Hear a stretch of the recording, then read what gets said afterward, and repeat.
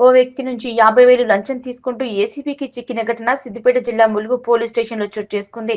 ఈ సందర్భంగా ఏసీబీ అధికారి సుదర్శన్ మాట్లాడుతూ, ములుగు మండలంలోని ఓ గ్రామానికి చెందిన మహిళకు గ్రామంలో డబుల్ బెడ్రూమ్ ఇండ్లు మంజూరు కాగా ఆ ఇంటిని వేరే వ్యక్తి కబ్జా చేశారని బాధితులు పోలీసులకు ఫిర్యాదు చేయగా పోలీస్ స్టేషన్లో సిబ్బంది కొరత ఉందని ఎస్ఐ చెప్పడం జరిగిందన్నారు. ఈ విషయమై పై బాధితులు హైకోర్టును ఆశ్రయించగా అత్యున్నత న్యాయస్థానం ఆ బాధితులకు అప్పగించేలా రెవెన్యూ అధికారులకు ఆదేశాలు ఇవ్వగా తహసీల్దార్ ములుగు ఎస్ఐ పోలీస్ ప్రొటెక్షన్ ఇవ్వాలని లేఖ ఇచ్చిన ఎస్ఐ పట్టించుకోక బాధితుల నుంచి 1 లక్ష రూపాయలను డిమాండ్ చేయగా 50,000కు బేరం కుదుర్చుకున్నారు. బాధితుల ఫిర్యాదు మేరకు 50,000 లంచం తీసుకుంటూ ఏసీబీ అధికారులను పట్టుకుని ఎస్ఐ విజయ్ కుమార్ తో పాటు కానిస్టేబుల్ పై కేసు నమోదు చేసి దర్యాప్తు చేస్తున్నట్లు తెలిపారు.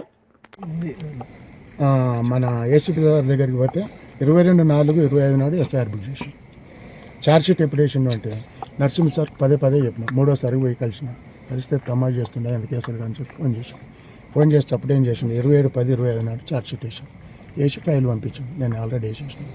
ఇది పరిస్థితి. సివిల్ మ్యాటర్లో ఎట్లుంటుంది, ఒక పెద్ద మనిషి విషయంలో అట్లుంటుంది. వెరీ క్లియర్గా పేపర్లు ఉన్నా కానీ ఇంత సత్యం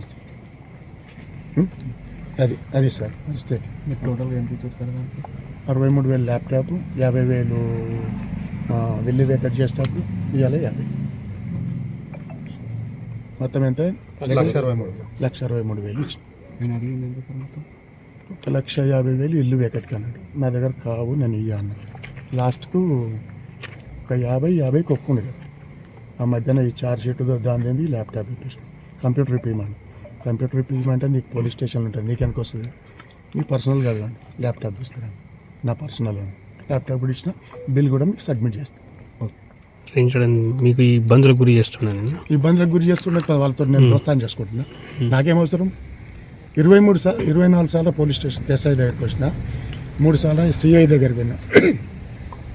23/4/27 పురుషోత్తం రెడ్డి సార్ 1, 25 నరసింహులు సారు 3 సార్లు, ఎంత 28 సార్లు నా ఈ కాంప్లెట్ సిఐ పట్టించుకోలేదు. నాకు విస్క్ చెంది ఏడాకైతే గాడదాకైతే నేనైతే దొంగతనం చేస్తలేదు. వెరీ క్లియర్గా ఉన్నాయి పేపర్లు, వెరీ క్లియర్గా వాళ్ళు దొంగ రిజిస్టర్ చేసారు మనదమ్ములు, అది కూడా క్లియర్గా ఉన్నాయి. నీకు న్యాయం చేస్తామని చెప్పారు. ఎన్ని రోజులు? మొన్న 11వ నెల మొన్న ఫోన్ చేశారు రమ్మని. అంటే మధ్యాహ్నం తొందర రమ్మన్నారు, కానీ నా దగ్గర డబ్బులు తీసుకొచ్చి ఇస్తుంది.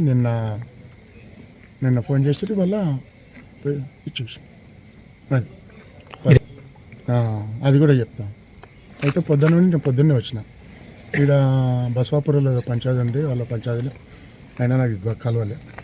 మళ్ళా పోయి లంచ్ చేసి వచ్చి అటు తిరిగి 5 గంటలకు వచ్చినాక రెడ్డి వచ్చినాక సరే ఇద్దరు మబ్బు అయినాక తీసుకుంటాం. మబ్బు అయినాక మళ్ళీ వచ్చినాం. మళ్ళీ వస్తే ఏం చేసిండు, మా డ్రైవర్ రాజు ఉంటాడు, సఫారీ వేసుకొని ఆయనకి ఇచ్చేసాను. నేను 50,000 ఇస్తున్నా, మళ్ళీ ఎక్కువ అంటే రూపాయి కూడా ఇవ్వను కూడా బస్ అట్లా వచ్చి రాజు దగ్గర రాజుకి ఇచ్చేసిన. ఏసీపీలు పట్టు బలింపురం అయితే వాళ్ళకి డబల్ బెడ్రూమ్ అలాట్ అయింది. అలాట్ అయిందని ఆ పేపర్ తీసుకొని ఎంఆర్ఓ దగ్గరికి పోయినాం. ఎంఆర్ఓ దగ్గరికి పోతే ఆమె ఒక ఆర్డీఓకి రాసింది. ఆర్డీఓ ఏమంటుందంటే, ఆమెకు మా బావ లేడు, పిల్లలు లేరు, ఆమె ప్రాపర్టీకి మీరు ఆశపడుతున్నాను ఆర్డీఓ ఉల్టా మమ్మల్ని దబాయిస్తే మేమేం చేసినాము, వాళ్ళు ఇచ్చిన లెటర్ తీసుకొని హైకోర్టుకు పోయినాం. హైకోర్టుకు పోతే యాజిటీస్ ఇవ్వాలని చెప్పి ఆర్డర్ తీసుకొని మళ్ళీ ఎంఆర్ఓ దగ్గరికి వచ్చినాం. ఎంఆర్ఓ దగ్గరికి వస్తే ఎంఆర్ఓ ఏమందంటే, పోలీస్ ప్రొటెక్షన్ రాస్తా తీసుకోరు. పోలీస్ ప్రొటెక్షన్ తీసుకొని ఆ లెటర్ తీసుకొని మన పోలీస్ స్టేషన్కి వస్తే నా దగ్గర స్ట్రెంత్ లేదు, నేను ఇప్పుడు ఇయ్యాల రేపు అనుకుంటే జరిపినట్టు మేమేం చేసినాం, మార్గం ఇది ఎట్టయితే మార్గము లేదని మధ్యవర్తిని ఏం చేసిండు, ఇది చేస్తే అప్పుడు ఒక 50,000 ఇచ్చింది. 50 సరిపోవని అంటే మరి ఏంటంటే నాకు ఒక కంప్యూటర్ తెచ్చి పోలీస్ స్టేషన్ కంప్యూటర్ తెచ్చి అంటే కంప్యూటర్ పోలీస్ స్టేషన్కి ఎందుకు సార్, తీసుకుంటే నీ పర్సనల్గా తీసుకో అంటే 63,000 పెట్టి ల్యాప్టాప్ ఇప్పించాను. ఓకేనా?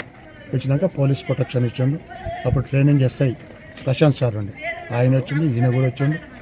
ఇచ్చి ఇల్లు వేకెట్ చేపించి హ్యాండ్ ఓవర్ చేసుకున్నప్పటి నుండి ఇంకా కావాలంటే నేను మొన్న 5 తారీఖు నాడు వచ్చి కలిస్తే మా పార్వతక విషయంలో ఊకే ఫోన్ చేస్తే ఏం సార్ చెప్పండి అని అంటే ఆయన ఏమన్నా అంటే ఇంకొక 1 lakh ఇవ్వాలంటే 1 lakh అయితే ఇవ్వండి.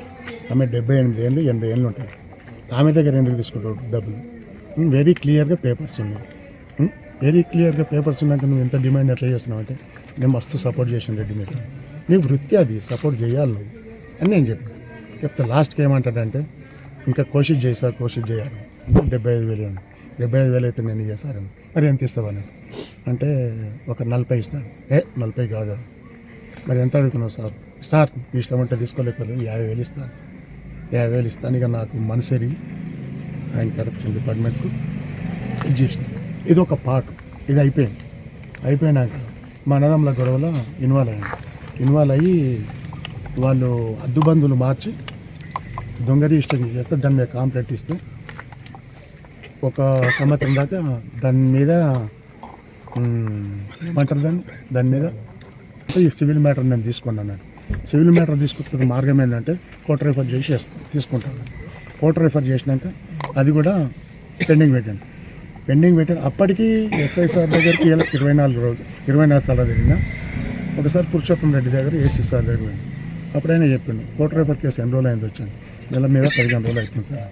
నెల మీద 15 రోజులు ఇస్తే ఏం చేస్తున్నాను కోర్టు రిఫర్ చేయక అంటే ఏదో సెక్షన్స్ అవి మాత్రం వాళ్ళు చూసుకుంటారు, నీకెందుకు అన్నాక ఏం చేసినా రెడ్డి పథకాలు ఎఫ్ఐఆర్ కాపీ ఇస్తే తీసుకొని పోను. ఎఫ్ఐఆర్ అయినాక మళ్ళీ దానికి ఏం చేయాలి? ఛార్జ్ షీట్ అంటే ఏం చేయాలి? మళ్ళీ వచ్చిన ఛార్జ్ షీట్ వేస్తే నేను ఇయ్యాలి వేస్తా, రేపేస్తా, మన సిఐ గారు మన గౌరారమ్మ వర్గాలు గౌరారు సిఐ గారి దగ్గర సార్ పరిస్థితికి ఎట్లుందంటే నేను చెప్తా రెడ్డి అన్నాక కూడా ఆయన చెప్పలే. 2వ పోయినా జర బిజీ ఉన్నాం, తర్వాత 3వ పోతే సరే నీకు 24 తారీఖు లోపల 29 తారీఖు బతుకమ్మ పండుగ కదా, 24 తారీఖు లోపల నేను ఏపీసీ ఫోన్ చేస్తాను. అట్లా అయిపోయింది. మళ్ళీ ఏం చేసి నా దరిద్రం ఏమైందంటే పురుషోత్తం రెడ్డి సారు ట్రాన్స్ఫర్ అయినాక ఏమైంది మళ్ళీ మాకు ఈ నెల 5వ తారీఖు ఒక కంప్లైంట్ వచ్చాయి.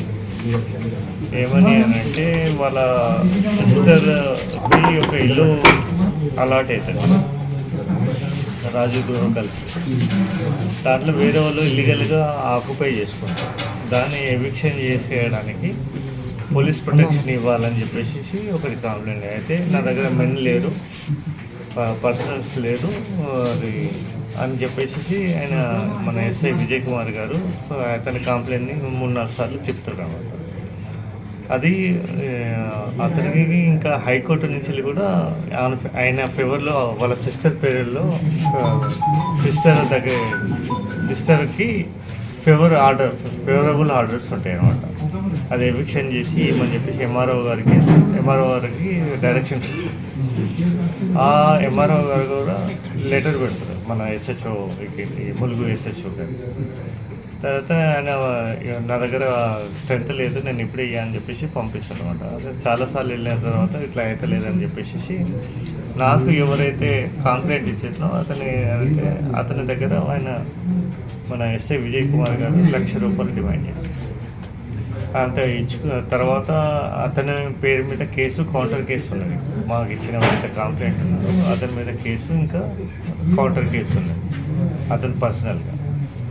అయితే దాంట్లో కూడా ఇన్వెస్టిగేషన్ హెల్ప్ చేస్తా అని చెప్పేసి టోటల్గా ₹1,00,000 డిమాండ్ చేస్తాం. అది కాదు అని చెప్పేసి 50,000కి ఒప్పుకుంటారు. మీరు ఫస్ట్ మాకు మా సిస్టర్ది ఏదైతే ఇల్లు ఏదైతే ఉన్నదో దాన్ని ఎవిక్షన్ చేసిన తర్వాతనే డబ్బులు ఇస్తానని చెప్పేసి మాట్లాడుతున్నాం. మొన్న 6th రోజు అతను కంప్లైంట్ వచ్చేసి మన ఎస్ఐ గారిని కలుస్తారు విజయ్ కుమార్ని. లాస్ట్కి ₹1,00,000 నుంచి 50,000కు అగ్రి అవుతుంది. ఈరోజు 50,000 ఇస్తుంటే మేము అయితే దీంట్లో ఏంటి అని అంటే ఎస్ఐ గారు ఉత్తర్వుల మీదకి కానిస్టేబుల్ రాజు తీసుకుంటారు, అతని డ్రైవర్. ఇద్దరిని పట్టుకున్నాం. ఇంకా కేసు అదే రొటీన్ ఉంటుంది హైయర్ ఆఫీసర్ హయ్యర్ విచారణ అలాంటి రీసెంట్ బ్రాంచ్ నాలుగు ఓల్డ్ అయితే ఉంటాయి కదా ఇప్పుడు ఇద్దరు ఇద్దరు పైన కేసు అంటే ఫస్ట్ అయితే ఎఫ్ఐఆర్ అయితే విజయ్ కుమార్ పైన అయింది. ఇప్పుడు ఇన్వెస్టిగేషన్ ఎదురు తేలింది కాబట్టి ఇతను డబ్బులు తీసుకున్నాడు కాబట్టి ఇతను కూడా అరెస్ట్ చేయడం జరుగుతుంది. Okay thank you sir.